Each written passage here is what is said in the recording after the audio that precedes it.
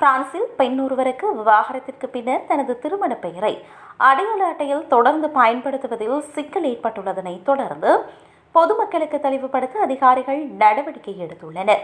அரூல் பகுதியைச் சேர்ந்த பெண்ணின் முன்னாள் கணவர் வாழ்நாள் முழுவதும் பெயரினை பயன்படுத்த அனுமதி அளித்திருந்தாலும் அவர் உயிரிழந்த பின்னர் பதிவாளர் அந்த விண்ணப்பத்தை பார்த்துள்ளார். பொதுவாக ஒருவரது முதல் பெயரை மாற்றுவது எளிதானது.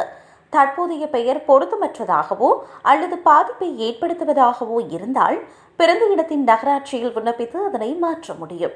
இதற்கு உறவினர்களின் சாட்சியங்கள் மற்றும் முறையான காரணங்கள் சமர்ப்பிக்கப்பட வேண்டும். குடும்ப பெயரை மாற்றுவதற்கு 2 வழிகள் உள்ளன. ஒன்று, நீதியமைச்சின் ஆணை மூலம் கடினமான பெயர்களை மாற்றலாம். இரண்டாவது, எளிமையான நடைமுறை மூலம் ஒருவர் தனது வாழ்நாளில் ஒருமுறை தனது தந்தையின் பெயர் அல்லது தாயின் பெயர் அல்லது இரண்டையும் இணைத்து புதிய குடும்ப பெயரை நேரடியாக நகராட்சியில் மாற்றிக்கொள்ளலாம். திருமணத்தின் போது கணவரின் பெயரை விருப்ப பெயராக பயன்படுத்த அனுமதி உண்டு.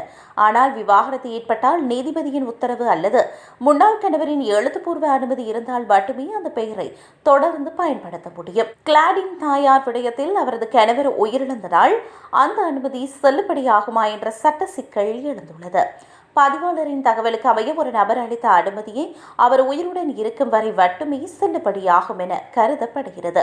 இதனால் பாதிக்கப்பட்டவர்கள் அரசு வழக்கறிஞரிடம் அல்லது குடும்ப நீதிமன்ற நீதிபதியிடம் மேன்முறையீடு செய்ய வேண்டும்.